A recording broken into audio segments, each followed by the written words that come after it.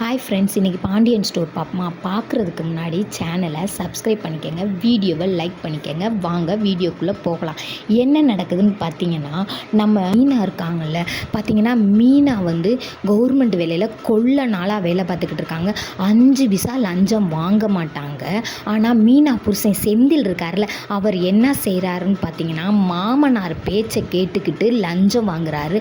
அந்த லஞ்சத்தை கொண்டு போய் வீட்டுக்குள்ளேயே பீரோவில் வைக்கிறாரு. ஒரு சூழ்நிலைக்கு பீரோவை மீனா திறக்கிற மாதிரி ஆயிடுச்சு. அதை திறந்து பார்த்தா கட்டுக்கட்டாக பணம்.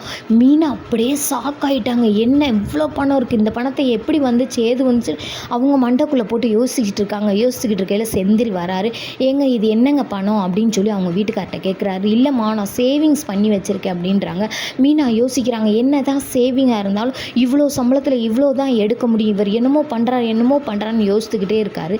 இதை யோசித்த செந்தில் என்ன பண்ணுறாருன்னா, விறுவிறுன்னு மாமாக்கிட்டேயே போய், இப்படி நான் பணம் வச்சுருந்தேன், அது உங்கள் பொண்ணுக்கு தெரிஞ்சிச்சு, உங்கள் பொண்ணு கேள்வி மேலே கேள்வி கேட்பா மாமா, நான் அதுக்கு என்ன பண்ணுறது அப்படின்னு வழியை கேட்குறாரு. அதை கேட்டதுக்கு அவங்க மாமனார் சொல்கிறாரு, ஏன் வீட்டில் பணத்தை வைக்கிறீங்க அப்படின்னு சொல்லி அவங்க மாமனார் சொல்கிறாரு. அப்போ நான் போய் பேங்க்கில் போட்டுருவா மாமா அப்படின்னு. ஐயோ, அதுக்கப்புறம் தான் இருக்குது உங்களுக்கு ஆப்பே, பேங்க்லலாம் போட வேணாம், பணத்தை கொண்டு வந்து என்கிட்ட கொடுங்க, நான் சேஃப்டியாக வைக்கிறேன், பணத்தை வந்து ஒரு இடத்துலையோ இல்லை ஒரு வீட்லேயோ நம்ம பணத்தை போட்டுருவோம் அப்படின்னு. மீனாவை நான் எப்படி சமாளிக்க போகிறேனே தெரியல. ஐயோ, மீனா கேரக்டரே சரியில்லை. என்னன்னு பார்த்தீங்கன்னா, நான் வந்து லஞ்சம் வாங்க மாட்டேன், நான் நல்ல பிள்ளையாக தான் இருப்பேன், நான் அப்படி இப்படின்னு சொல்லி அவங்க அப்பா சொல்கிறாரு.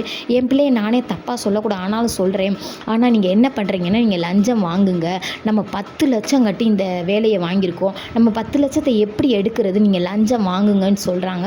சொன்னோன்னே ஜீவா போய் வீட்டில் இருந்து பணத்தை எடுத்துகிட்டு வந்து அவங்க மாமனார் கையிலே கொடுக்குறாரு. ஆனால் அவங்க மாமனார் ஃபேஸெல்லாம் பார்த்தா ஒரு மாதிரியாக இருக்குது. இந்த பணத்தை இட்டு வேறு ஏதோ பிரச்சனை வரப்போகுது. இந்த பிரச்சனை வந்ததுக்கப்புறம் உங்களுக்கு வீடியோவில் சொல்கிறேன். பிடிச்சிருந்தா ஒரு லைக் பண்ணிக்கங்க. சேனலை வந்து ஸ்கிப் பண்ணாமல் பாருங்கள் வீடியோவை.